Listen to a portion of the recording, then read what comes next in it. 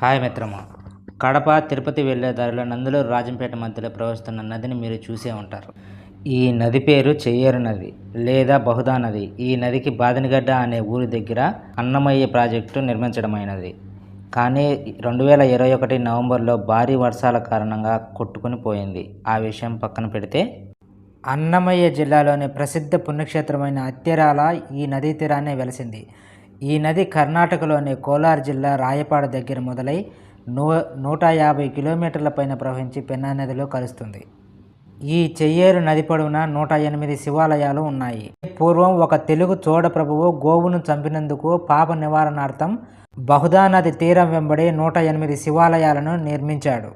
ఆ శివాలయాలలో నంది విగ్రహాలకు ఎక్కువ ప్రాధాన్యతనిచ్చారు. సరే, మనము ఈ నదికి చెయ్యేరు నది, బహుదా నది అనే పేరు ఎలా వచ్చిందో తెలుసుకుందాం. పూర్వం శంఖ, లిఖితు అనే ఇద్దరు అన్నదమ్ములు ఒక వనంలో నివాసం ఉండేవారు.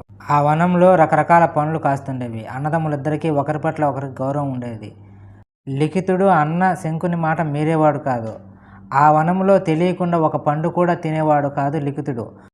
ఒకరోజు అన్న శంకుడు లేని సమయాన లిఖితుడికి బాగా ఆకలి వేసింది. ఆ చెట్లకు ఉన్న పండ్లను కోసి ఇంటికి తెచ్చి తిని సమయానికి అన్న శంకుడు వచ్చాడు.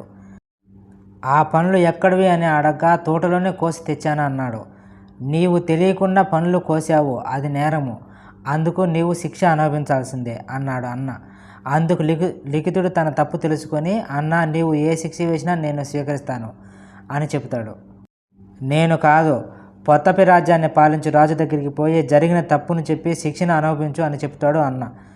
అన్న మాటను విని ఎదురు చెప్పకుండా పొత్తపి రాజు దగ్గరికి పోయి జరిగిన విషయాన్ని చెబుతాడు లిఖితుడు. ఆ మాటలు విన్న పొత్తపిరాజు, నీవు చేసిన తప్పును చెప్పి నీవు పశ్చాత్తాపడ్డావు, నీకు శిక్ష అవసరం లేదు అంటాడు.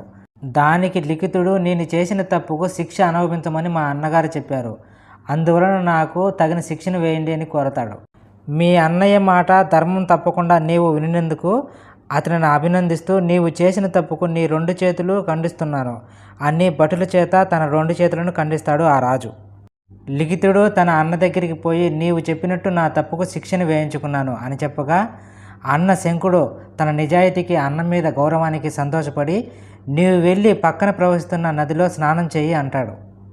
అన్న చెప్పిన విధంగా శంకుడు దైవాన్ని ప్రార్థించి ఆ నదిలోకి దిగి స్నానం చేయగా యథావిధిగా 2 చేతులు మరలి వస్తాయి. అప్పటి నుండి చేతులను తిరిగి ఇచ్చినందుకు చెయ్యేరు నది అని పేరు వచ్చింది. సంస్కృతంలో బహు అంటే చెయ్యి, దా అంటే ఇచ్చినది, అందుకే చేతులు ఇచ్చినది కాబట్టి బహుదా నది అయ్యింది. ఈ నది గురించి కాశీయాత్ర అనే చరిత్రలో ప్రస్తావనలు ఉన్నాయి.